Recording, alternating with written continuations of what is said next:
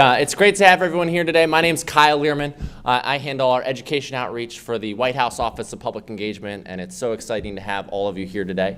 To kick things off and get us started today, I'm going to turn things over to a senior advisor to the President who also runs the White House Office of Public Engagement and Intergovernmental Affairs, and someone who I know is so excited to be with all of you here today, Valerie Jarrett.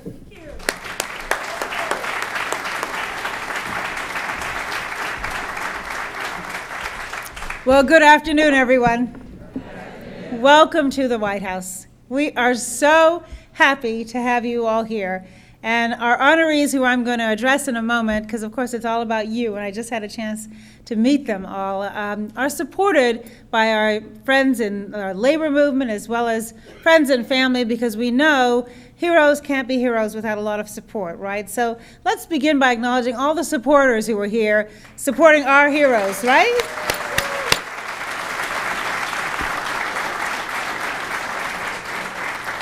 So our school support professionals do an amazing job each and every day of helping to care for our children. And I always start with being a mom, because yes, I am a senior advisor to the President, for which I'm extremely grateful. But the most important job I have is being a mother. And knowing that when we send our children to school, it's kind of like having your heart roaming around outside of your body, as the President loves to say. And so knowing that there are people there who are contributing to the environment where they can be safe, learn, develop intellectual curiosity, a passion for learning. All of that happens because of you. Now, Champions of Change, and those on my team know this, is my favorite thing at the White House. And the reason why I love it so much is that it gives us a chance, time after time, to honor ordinary Americans who are doing extraordinary things. And as toxic as Washington, D.C. can be sometimes, the thing that really keeps us going is all of you. And to have a chance to invite you here and give you the recognition that you deserve, from the White House, where we know all your local media is so excited because you're here, and your family and friends are excited because you're here. But we choose to honor you because of what you do to make our country better. And it's truly just that simple. And you were nominated. There were those who thought that you're doing a terrific job. I've had a chance to look over the resumes, and I'm going to say a little bit about each of you as I introduce you publicly. But you do magic each and every day. And the best part of the Champions is that we recognize people who are often our unsung heroes around the country. And we want the rest of the country to know what the people in your communities know. And that's what an amazing difference you each have made and will continue to make. And there are going to be people all around the country who look at you and go, my goodness, I do that too. And maybe if I do it a little harder and a little better, I'll be a champion of change as well. So with that, I am going to recognize each of the champions. I'm going to introduce you all. I'm going to ask you to stand and be recognized. And then I'll have a little bit more to say after we go through our list. So we're going to start with Edward Ammons from Tacoma, Washington. Where are you? Stand up so we can.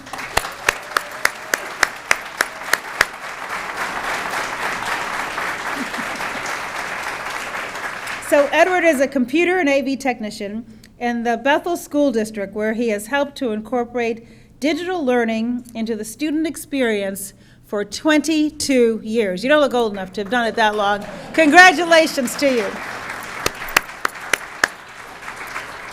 Next we have Ana Angeles Ferris. Where are you, Angela? Stand up, please. All right.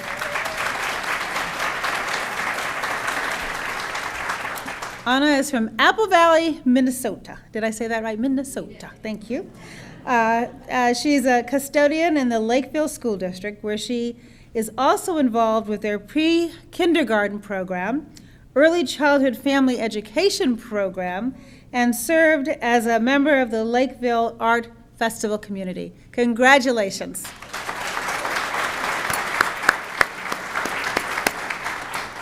Next, we have Ted Shedwar from Brussels, Wisconsin.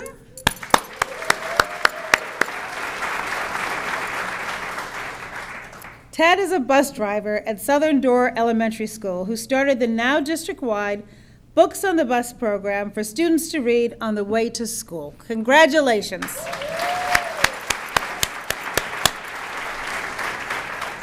And you're a saint. I was standing here remembering how mischievous we were with our bus drivers when I was growing up. So I could only imagine the stories you could tell when you write your book. Next we have somebody that you've all known for a very long time, or at least you've known his namesake, Gary Cooper. Gary.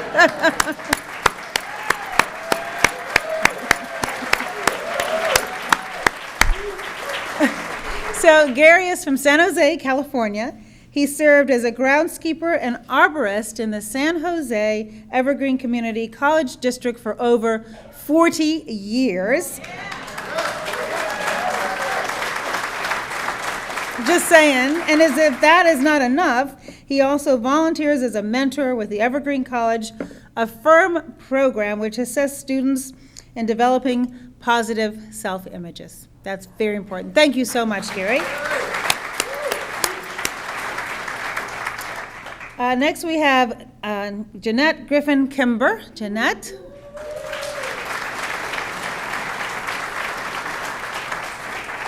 Jeanette is from Suwanee, Georgia. She's a substitute teacher coordinator for the Meadow Creek High School, and she's a member of the National Coalition of 100 Black Women, where she connects at-risk high school freshmen with mentors who help them identify scholarship opportunities. Thank you so much, Jeanette.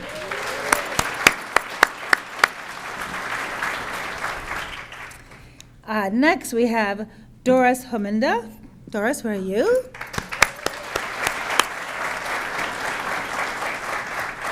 Doris is from Yelm, Washington. She's a part of a career and technical education department in the Bethel School District, where she provides students with the resources to help them find their calling, including in underrepresented fields such as, really important to us, women in science, technology, engineering, and math. Congratulations, Doris.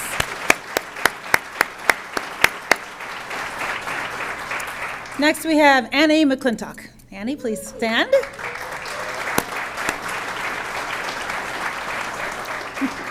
Annie is from Northport, New York. She's a special education para-educator at the Harborfields High School. Harborfields High School, what's a mouthful? For the past 8 years, Annie has coordinated youth volunteers to assemble over 250 bag lunches and breakfast sandwiches every single week in the Huntington Interfaith Homeless Initiative. Congratulations, Annie.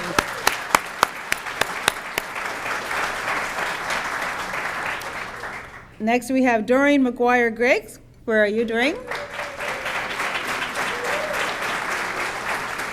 Doreen is from Lakeport, California, and she's a special education paraeducator at the Terrace Middle School.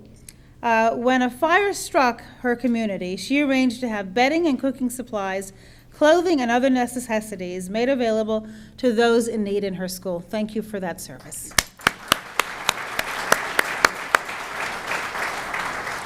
Next, Debbie Partridge. Debbie.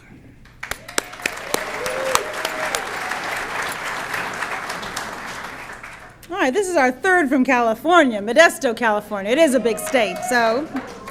Debbie is a multimedia technician for the Modesto Junior College, where she oversees audiovisual equipment and other high-tech devices for nearly 200 smart classrooms, as well as for the events and speeches around campus. Thank you so much. Next, we have Cynthia Tercero Sandoval. Cynthia is from Peoria, Arizona, not to be confused with Peoria, Illinois, where I come from. Cynthia is the dropout program coordinator for the Phoenix Union High School, where she helps students stay engaged in school so that they graduate with a high school diploma. She's worked with at-risk youth for more than 20 years.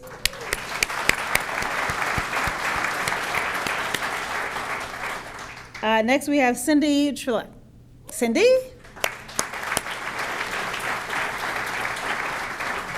Cindy is from Royalton, Minnesota. All right, Minnesota and California are winning out so far.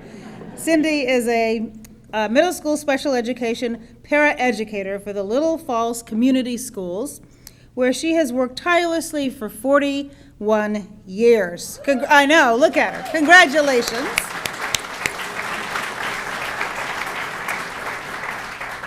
And then finally, Margaret Wardo. Margaret, where are you?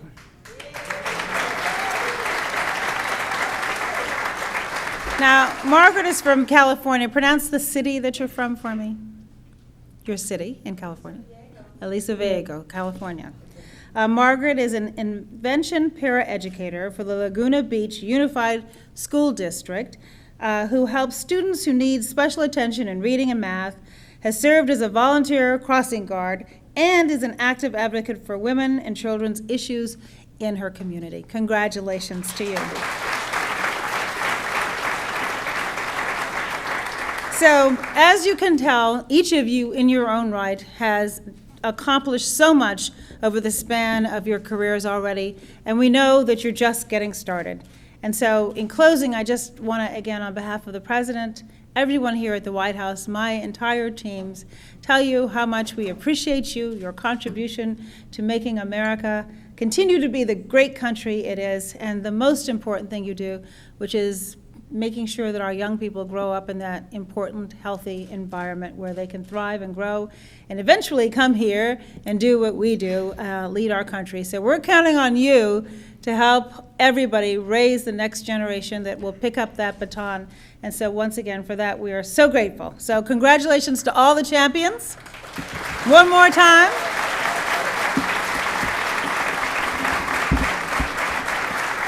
Absolutely. Standing ovation for the champions.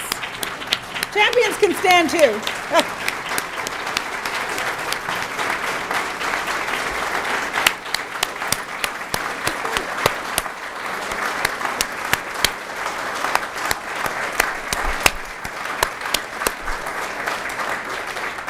As you can see, I don't want to give up the podium.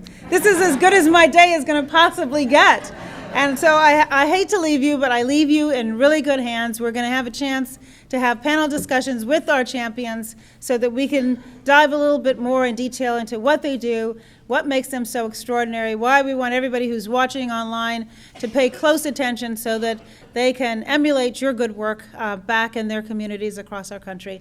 And so to kick us off, I'm going to bring back up Kyle. Thank you so much, everyone.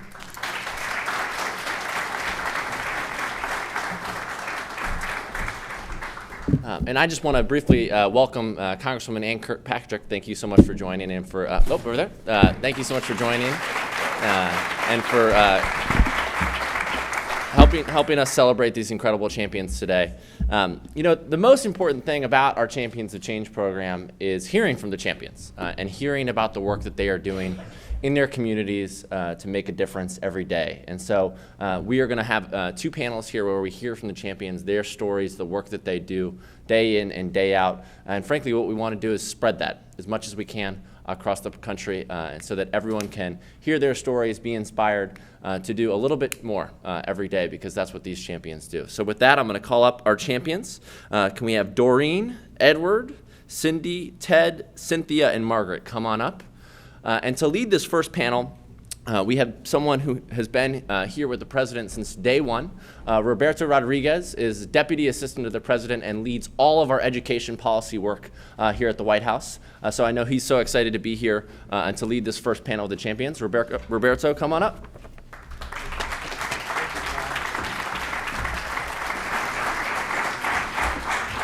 Thank you very much, Kyle. All right, good afternoon, everybody. What a great-looking bunch. So good to be here. Congratulations again to our outstanding champions. I am thrilled to have the privilege of kicking off this first panel. You know, as Kyle mentioned, part of what we want to do here is have a chance to hear the stories and the contributions to student learning and success that each of our champions make in their day-to-day. We have conversations here at the federal level about the importance of supporting our students every step of the way. Those conversations often focus on the importance of teacher leadership and teacher development. They often focus on the importance of supporting our principals, on the important role that our superintendents and that others in our school system play. But it is our school support professionals that make such a difference in the lives of our students each day. In meeting them, regardless of whether they're meeting them as they're beginning their trek to school or often the last face that they'll say goodbye to before heading home, reaching them throughout the day, making sure they are safe, supported, well cared for, well fed, and that they have every chance to be successful in the classroom and in their learning outside of the classroom. So thank you all so very much for all you do so well. We are thrilled and honored to have you here today. I'm going to just begin, and why don't we begin here with Doreen? And I'm going to ask you to, you bring collectively years of experience working in the field of school support. Just share with us briefly why the work that you do is so important and why our school support professionals play such a critical role in the development and the success of our students in school. And we'll begin with you, Doreen. Thank you. Thank you. So I'm Doreen McGuire-Grigg. I live in the poorest county in California. I work every day with our students to make sure that they're supported and challenged. As a special education paraeducator, it's really important for them to be supported and challenged so they're able to one day go and live on their own. That is my goal, is to work with middle school students like I do and to see them graduate and go on and live on their own. That's why it's important. Thank you. Thank you. Edward. My name is Edward Amos, and my role in the class in the school is making sure that all students are not interrupted while they're working in the classroom. And with that, I take care of all of the equipment, the computer's equipment, and anything in the equipment, I'm able to resolve the problems if they come up with one. I look at the classroom probably different than you look at a classroom. You probably look at a classroom as just a classroom. I look at that classroom as a classroom that a student needs to learn without interruptions. So proud of them if they have to do a test. My job and what I like to do is make sure everything works, because it's so frustrating for a kid to come to basically a computer, turn it on, and it doesn't work. That may upset his whole day. So my thing is for every classroom and every kid to have a great day every day in the classroom. Thank you very much. Go to you, Cindy. Hi, I'm Cindy Treadle, and I work in the district that I went to school at for the last 41 years. As a paraprofessional, my role has really changed in the fact that I support all students, and I support especially special ed kids. I find their unique abilities and what they're strong at and work on that, and then integrate things that I can teach them, like tools for taking a test or tools for doing notes, how you highlight things. My job is to support the whole student. Thank you. Hi, I'm Ted Shodwar, and as a bus driver, and I'll speak for all bus drivers, we're that first face, that first smiling, welcoming face that the children see when they get on the bus in the morning. And so we make certain that we know their name, and we want to make them feel comfortable. And we started a program where they have books in the seat with them. For 4 and 5-year-olds, that is about the quickest way for them to feel like they're right at home. They sit down, they can pull a book out that's right there in front of them, and they feel safe, they feel supported, and it's a tool that we can use to create a relationship with them right away. Because that's going to be the most important thing, is for them to feel connected, especially to that first person they see, the bus driver, and when they like you, they're going to listen well and not distract the bus driver, and we're going to keep them safer that way. Great. Thank you so much, Ted. Good Cynthia. afternoon. My name is Cynthia Tercero Sandoval. I'm from Peoria, Arizona, and I'm the Dropout Prevention Coordinator for the Phoenix Union High School District. As the coordinator, my role is to ensure that students stay in school by eliminating barriers to learning so they not only experience academic success, but more importantly, our students graduate from high school. Thank you. My name is Margaret Water, and I'm from Laguna Beach Unified School District. I am the intervention paraeducator through the K through 5 program. That is a program specifically designed for students that are below reading. And we do assessments which help those students to get into the tier levels that they can get the support they need. I also, as mentioned, do the traffic guard duty in the morning and do an after-school program 4 days a week. So I am one of those people that the students see first thing in the morning and last time when they're going home on the bus.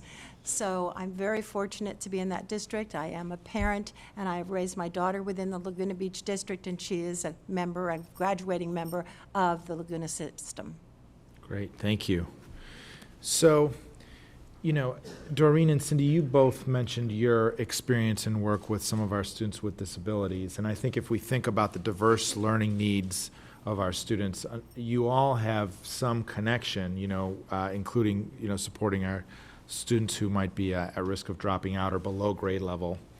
You all have some dedication and commitment in your work to really helping some of our most vulnerable students in our schools and in our systems connect and get ahead. Can you talk a little bit about the role that you play in creating a safe environment and creating the environment where you can actually connect individually with your students to help them express themselves, give them the confidence that they might need to be able to be successful? I know you have some stories. You brought some stories with you today. Absolutely. But would love to hear a couple of those, and we can start with you, Doreen, but just from any of our panelists. It's constantly a challenge working with special needs students. I was raised in the district, I went through my school. My father was an administrator, and my brother's a teacher in a neighboring district. They all know what it's like to support special needs students. So when I'm there at school, my students are my life. I hold them up, and I challenge them daily to do what they need to do to survive. To stand up on the playground for themselves, because a lot of times they get bullied. Right. And it's pretty fun to watch their classmates come surround them from behind, because they get it. They know what it's like to be bullied, so they surround them, and then they stop the bullying. And it works, and we have other kids in the regular education classes that also do the same thing. They come up and they take care of our kids that are out there. If they're not supported and loved at school, they won't come. They won't come to school. They'll get sick at home, and we have to deal with all of that. It's so much nicer just to have them at school, supporting them and challenging them to do the right thing and to be successful in their lives. Yeah, thank you. Others? I think that, is it on yet? I think that growth comes with experience, and by allowing your student to experience the failures as well as the triumphs is huge. We as adults, we grow through our experiences, whether they're comfortable or not, we grow through that. And by allowing students to experience that, oh yeah, I got this wrong, but next time if you do this, this, and this, and give them those tools, and man, the first time they bring that test up that they took on their own and they got a good grade and they have to come and show you is just huge. It's just huge. I think a lot of times we hear other support staff say that they're just a bus driver or they're just a custodian. Yes. And we try to remind them and keep it in your own mind always that in some sense you're teaching also. Absolutely. And so on the bus again, we encourage older children to read to the younger ones, and it benefits both of those age groups. And I like to tell the story of Ashlyn, who was a fourth grader, and she was, I asked her if she wouldn't read to two of my 4K kids, and she did. And, but when she got off, she had something to tell me. She said, well, you know, you wanted me to read to them, but they didn't want me to read to them. They wanted me, they wanted to read to me, she said. And she said, but when they were reading to me, they weren't reading the words off the page, they were making it up. And I had to compliment her again on allowing those kids to use their imagination. Right.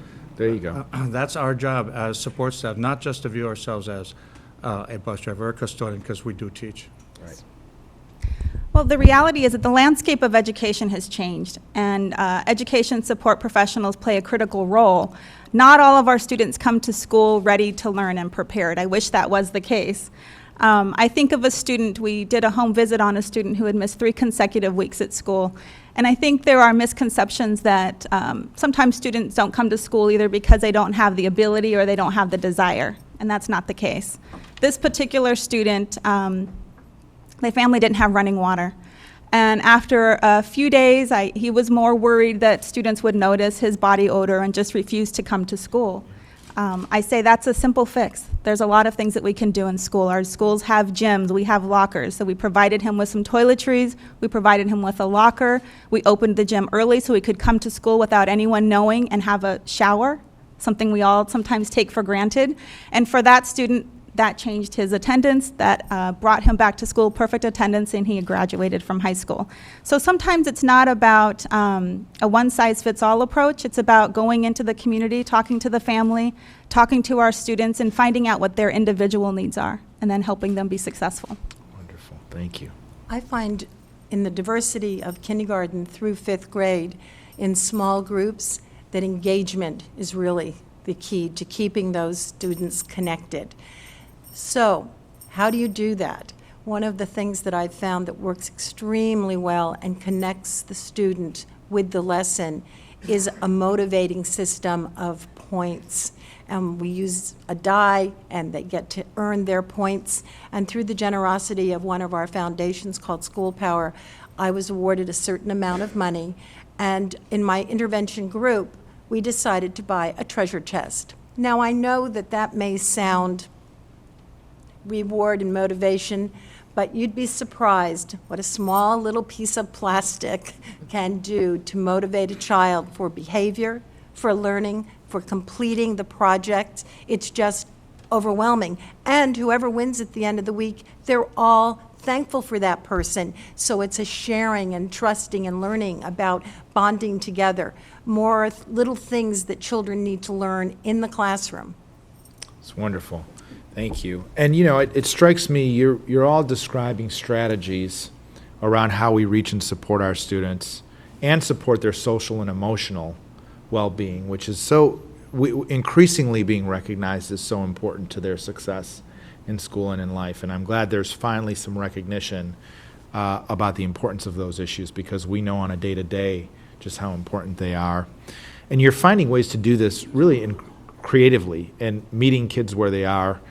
I don't know at what point you're able to do the small group breakout, but you know, whether it's that or Ted, your example of really reaching kids just as they're getting on the bus and taking advantage of that bus ride to instill mentorship, support, creativity, and literacy. So can you describe, I wonder if any of you have experience in sharing these strategies with other professionals in your school or in your district. Can you describe the impact that some of these strategies have had on your peers, whether it's other school support staff or teachers or even the principal in your building? Have there been techniques or interventions that you think folks have really taken a hold of and run and spread with, and how has that helped students be successful? In my district, in Phoenix Union High School District, we're an inner city. We have 27,000 students. Almost 90% of our students are on free and reduced lunch. And one of the things that people have sometimes criticized us for as school budgets get smaller and smaller is that we've continued to spend about a large percentage of our budget on school support staff, because we know how critical the supports that our education support professionals and student services staff play in connecting students to academic success. So we've been really fortunate to create some positions and have staff who are able to go out and do home visits, who are able to sit and build relationships with students so we understand the needs. We can no longer have a predetermined list of what at-risk means or what those students need to help them be successful. It truly is about building relationships. And our teachers are under so much pressure with standardized testing and other issues. They don't have the time in our class time to do what they used to and build relationships, get to know your students. So they truly rely on education support professionals to ensure that not only all of our students are academically successful, but that they all graduate from high school. Yeah. Edward, I know you wanted to get in Yes, here as well. I would like to add the part about supporting them with our technology needs. Now, students with maybe disabilities, ones who cannot hear or need extra help, they have the chance now, the option of using an iPad, or they have the option of using a laptop. We can configure that laptop so that the student can hear by touch. We can configure that laptop so as he or she reads, it follows along the whole guideline. So we teach some of the paras how to make sure you have that choice of making sure that this laptop or this iPad will work, because technology is now moving forward, so we must keep the kids moving forward with the technology that we have. Very good, thank you. I know when my wife and I, as parents, were considering putting our daughter on the bus, we were very concerned about what the environment was going to be on that bus. Right. A lot of people wonder what's their child going to learn on that bus. And so we coined a phrase with our Books on the Bus program that education starts the moment that student steps on the bus. For some of our students, that's an hour, one way. So we felt we needed to do something to make that time more worthwhile. And so it was through collaboration with our reading specialist in the school that we came up with the fact that this was a program that we should put to the public to acquire our books. And the passionate response we got from the public showed that we should develop this. And it's amazing how everybody's on board. It has gone to many, many school districts, and it's such an easy thing to implement, and because it's just a great idea. Great, I love that. So that's trickled up to the reading specialists and ultimately across districts to other districts in terms of literacy. Correct. So what a wonderful example. So in my district, a lot of the students were being trained in bullying, anti-bullying behavior, Right. as well as the certificated members and the administrators. But I noticed that our classified staff wasn't being trained. So I was able to bring in the Bully Free It Starts With Me training for the classified staff. So they were able to share strategies as well. And then we were able to go back in and collaborate with our teachers, which was finally something meaningful for us. It was, Yes. it was wonderful. Good. I think continuous training for support staff is a must. Districts need to do that. And anytime that you can get paraprofessionals together or kitchen help together, kitchen staff together, and they can talk about what they do in different ways that they've handled things, that's huge, because that's experience that you're exchanging with other people. And then you get those strategies, and once you've kind of seen them, then you've done them, and it works nice, you know. Right. But I think the training is very important. Right. I would say within the professional learning centers that have been created, the concept of a time when the credentialed teacher and the paraeducator can work together on the strategy of the week that allows the paraeducator to be right next door in the mindset with the teacher as to what the lessons are going to be and how she can provide that extra little bit, whether front-loading or back-loading, to that student that has those needs. And again, I'm working with students who are slightly below benchmark, but to see the self-esteem when a student goes back to the classroom and has their hand first up because they know the answer, that's an achievement. That's when they come back out at break time and say, "Miss Water, I knew it." And it just warms your heart. That's that giving every day. Good. Well, and we're talking now a little bit, we're getting into some of these real issues around training and access to training. You know, and let's be real about the conversation. I think, you know, you've shared some amazing strategies and experiences, but it is too often the case in a lot of our schools where our school support staff or our classified employees are not either included at the table around training, are not included and valued as full members of their staff.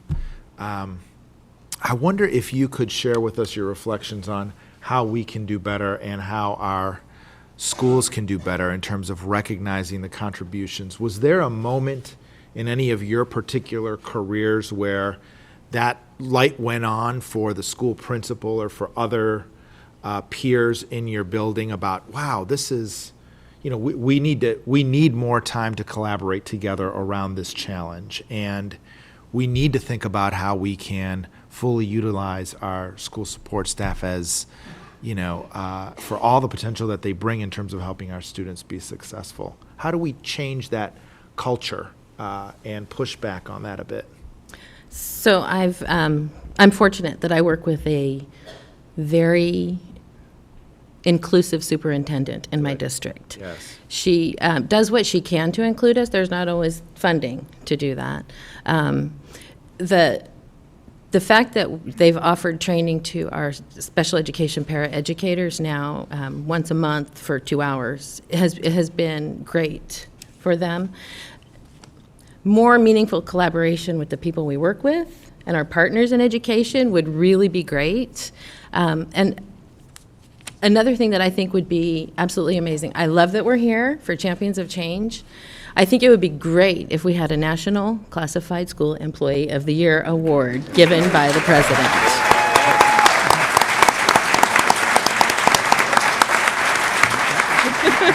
Thank you. I like that idea. I endorse that.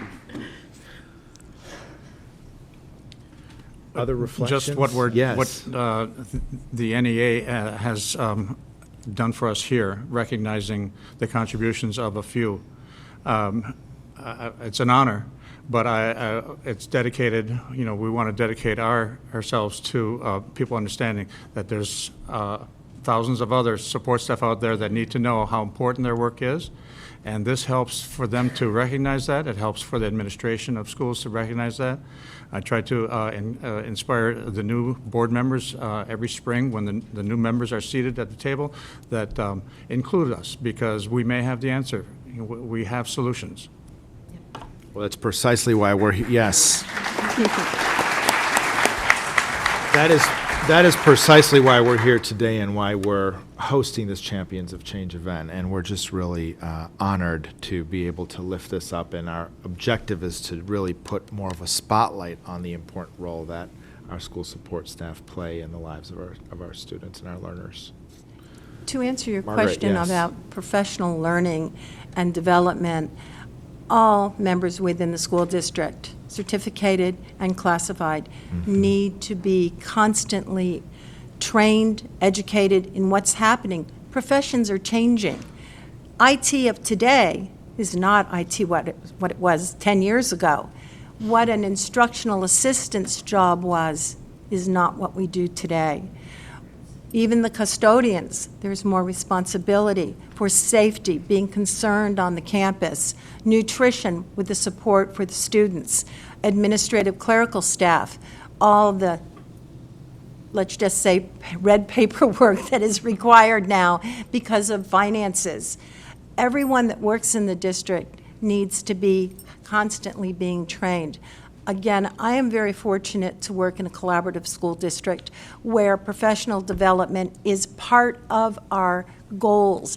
When there is something happening, the door is open to go to the superintendent or assistant superintendent of instruction or from the business side and let them know about it, whether it's maintenance and operations that need some training, and we sit down and we discuss it.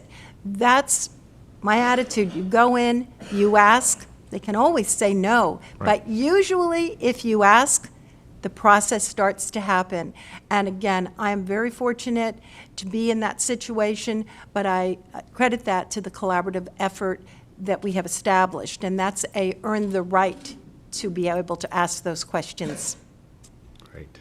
One way our district includes the support staff is that everybody in the district is invited to join committees, whether it's on the school calendar or whatever, and everybody's invited to be on that, so that we're kind of all on the same page, know what's going on, know what new things are happening or whatever, and we get a lot of emails on what's going on for the day or going on next week or whatever from everybody. That really is, being a part, makes us feel like a part of it. That's great. So great. we can take ownership of that. Yes.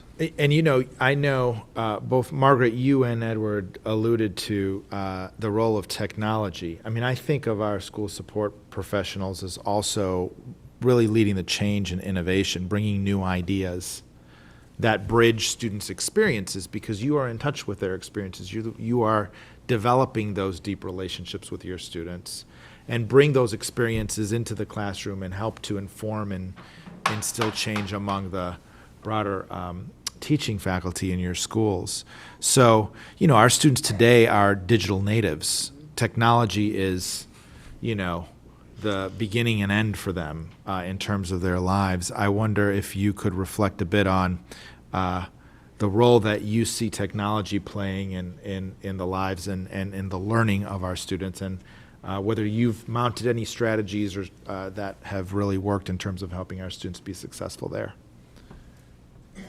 Yes, with technology constantly changing, and within my district, we passed a technology bond, and with that particular bond, that means every student will have an iPad. So with that iPad, students, so far we've started from 12th grade down to 5th grade. Each one of the students have the entire homework on that iPad. So when it does not work, we find out and they can let us know. We're able to do a lot of it just remotely. The student tells us what's the problem, so they would never have the excuse of, I can't get to my homework. No.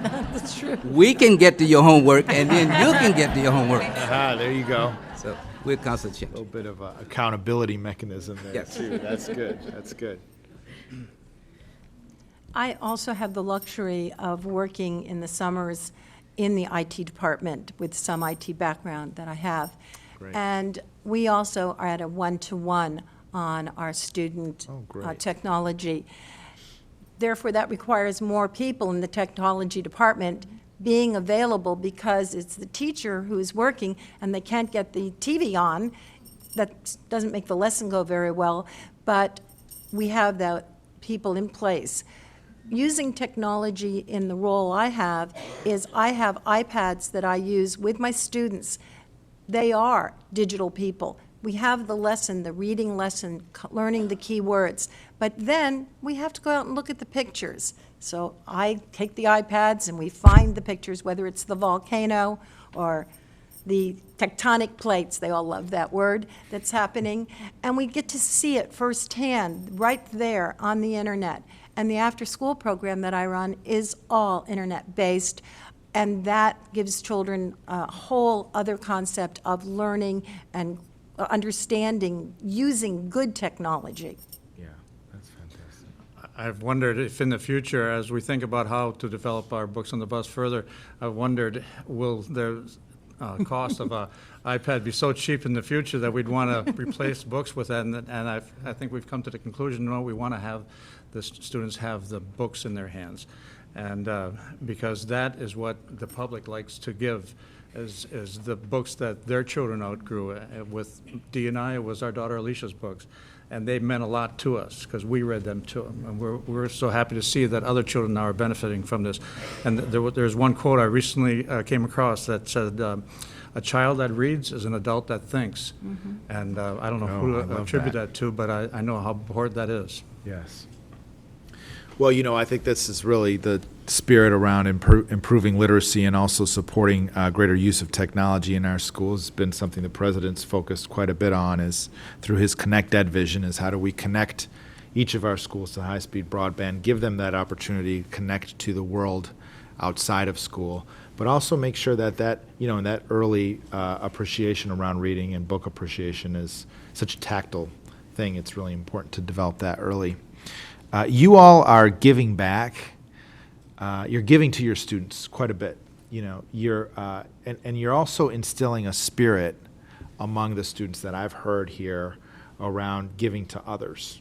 right? If you think about your program, Ted, around what you're asking your learners to do every morning in terms of mentoring younger children on the bus. So it's a form not only of their academic development, but of giving back. I wonder if you could, how do you encourage your students to be involved in their communities? How do you send that signal to your students about the importance not only of their well-being, but of caring for others? I do a simple thing in the morning. I see my kids in the morning and I see them at the end of the day. So it's, good morning, how are you? Glad you're here. And at the end of the day, it's, have a good day and have a good night and can't wait to see you tomorrow morning. And the other day I was, had gotten the message from the White House and I was standing there, the kids were leaving off their bus and I wasn't kind of paying attention. And one of the kids turns around and said, "Have a good night, Mrs. Treadle. Have a good night. We'll see you tomorrow." There you go. And it's just, it grows. Passing it on. Yeah, it grows. So, living in such a small community where I live, we have a lot of, we have Friday night concerts in the park in the summer. We have Memorial Day parade. And the best part to me is when I'm there in the community and the kids run up and say, "Well, it's Miss Doreen, it's Miss Doreen," and they introduce me to their families. When they see me in the grocery store, sometimes they like to look what's in my basket. That's not always, but They're curious. they're very curious. But they know that I'm human and that I'm there for them. I work in the community that I live in, and it's huge to them to be able to see me on the streets with them. I mean, you're saying you're a living example of what it means to give back to the community. Absolutely. Yeah. Other thoughts on giving back? Only that in this program, I have seen now that the students have so bought into it that they bring their own books from when they were younger for other children to enjoy. Yeah. I had one child, when she was in 5K, brought a bag full of books on in the morning, and she's one of those that's on an hour, and she plopped them in my lap and said, "I don't need these anymore." But that night, when she saw other kids enjoying her books and how they were really enjoying them, when she got off, she told me, "I think they really love my books." That's so great. That's great.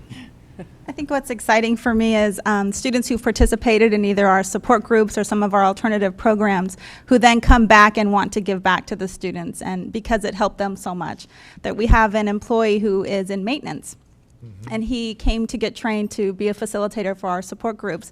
And I had not known this because I didn't recognize him because he looked so different. But what he shared in the group, I always ask, what made you want to be a group facilitator?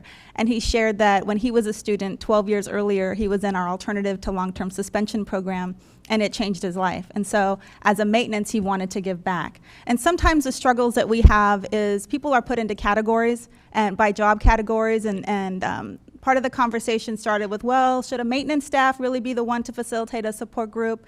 And I'm constantly advocating, regardless of your job title, absolutely, because that student benefited from this, or no longer a student, but this adult benefited from this program and wants to give back. Who better to come back and mentor our young men and to share their success from participating in some of these groups? So I think that, again, is another really critical role that our education support professional play, because they often want to come back. They benefited from the relationships, from the programs, and they want to be involved. I love that. That's great.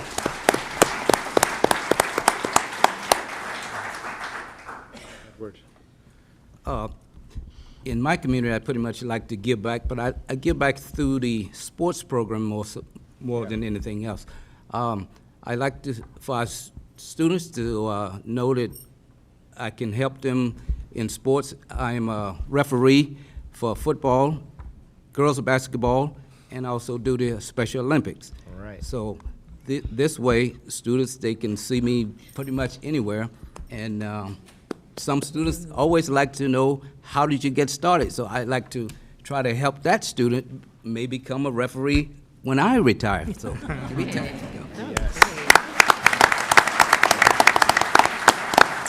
I mean, each of your stories is just so inspiring in terms of what you give your students and how you connect to the fabric of their lives and their communities, and the values you instill. that are such an important part of their learning and their growth and their development. We often focus so much on academics, but the reality is we're about much more than that in public education. Last question, pretty straightforward. If you could motivate administrators to be more attentive to one thing in their schools or in their students' lives, or one factor in the work that you do, what would that one thing be? We will start with you, Dory. Thank you.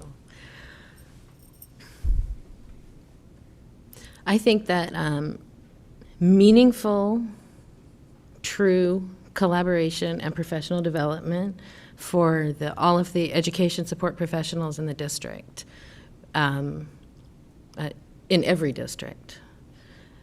It's so important for us to work together as a team. And so in order to have all of our administrators look at us and say, you are part of the team, let's do this together, that's my dream.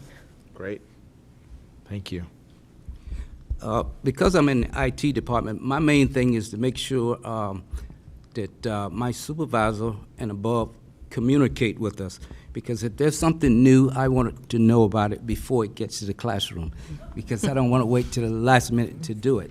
So long as we have both communication going up and communications coming down, and then I feel comfortable. Thank you. I think my wish would be to, that the collaboration that we have as a district would continue. Even when there's new board members or whatever, that it would continue, that they would continue including us with questions that they have, and including us to do things out of our normal job so that we can help kids in other ways and feel good about doing that. And our district's really good. My dream would have that continue. Very good. Thank you. My wife and I enjoyed a visit with our congressman this morning, Mr. Reed Ribble, and we went through then the Capitol, and a number of places. The slogan "E pluribus unum" is listed. From many parts, there is one, and I think that's the same in schools. There's many parts. There's the educators, the support staff in all of its various job duties, the school board, the administration, and as they have to realize, the administration does need to realize that we play a huge role in that. At Southern Door, we are blessed to have that. Mrs. Vickman includes us in most everything, loves to see that we get honored in this fashion, and I wish that was the case at all schools. There you go. Thank you, Ted. I think that administrators and local politicians and legislators need to understand that education school professionals play a direct role in academic success. Our schools employ a variety of staff who equally are important and equally contribute to students' academic success. Just as it takes a village to raise a child, it takes a team of educators to educate the whole child. I think one of the ways that we directly impact a student's success, but it also impacts a community. If our students graduate from high school, that could be the difference from being on a pathway to prison or a pathway to post-secondary or a successful career. So that impacts the community as well. And I think that we need to remember that and need to understand that there is a direct correlation. Academics and education support professionals, or the learning that takes place outside of the classroom, are equally important. Again, I've said that we really do work in a very collaborative relationship, and the door is open to go in and ask new things. One of the things that I think would be fun to start, we are going to have a new superintendent. Our superintendent, Dr. Smith, is retiring, is to start a shadowing program. And that was done a few years ago, and people, oh, well, that's kind of fun. But to really go and see what the other person is doing. It may sound like, gee, they're getting the food in the nutritional department, but when they're picking up those heavy trays with all the food on it, this is not that easy. Or when the caller is getting one person after another that we don't have enough subs to fill, and her frustration of trying to then move classified employees into certificated positions, because we do have a crossover in that area. We're very fortunate. Those little stresses of the day that the person that's at the classified level, I believe the superintendents, the administrators saw that, they would then go, maybe when they do ask for an extra employee in that series, or there is a time frame needed, or the instructional assistant that's with an RSP special ed child that may need to only have a 3-hour block with that student and then break it up for another 3 hours. Again, those are things that simply just have to be asked for. Right. I don't think people are resistant to them. I think sometimes we just don't ask. And that's my attitude, is awareness, advocacy, and action, and that's what makes things happen. Great. Greater communication, stronger collaboration, more meaningful professional development. The ability, I heard through all of your remarks, the ability to really embrace the concept of working together as a team on behalf of our learners. I am, for one, much more inspired by the work you do. I know you inspire each of your students each and every day. Thank you so much for being with us. Join me in thanking and acknowledging our champions of change.